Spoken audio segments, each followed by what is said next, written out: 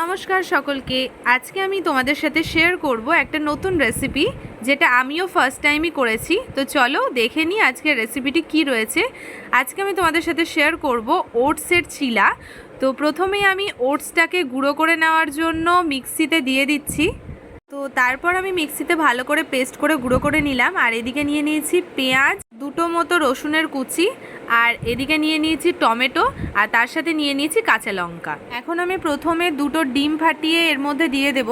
তারপর যে উপকরণগুলো রেখেছিলাম পেঁয়াজ, টমেটো, কাঁচা লঙ্কা, রসুন, সেগুলো আমি পরপর দিয়ে দিলাম। তারপর এখন এর মধ্যে আমি পরিমাণ মতো হলুদ গুঁড়ো, স্বাদ মতো নুনও দিয়ে দিলাম। এবার চামচ দিয়ে নাড়াচাড়া করে ভালো করে মিক্সড করে নেব।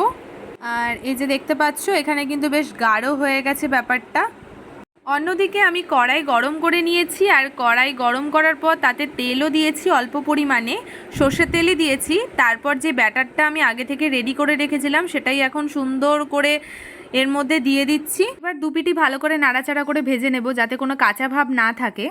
এরপর ফাইনালি রেডি হয়ে গেছে ওটসের চিলা।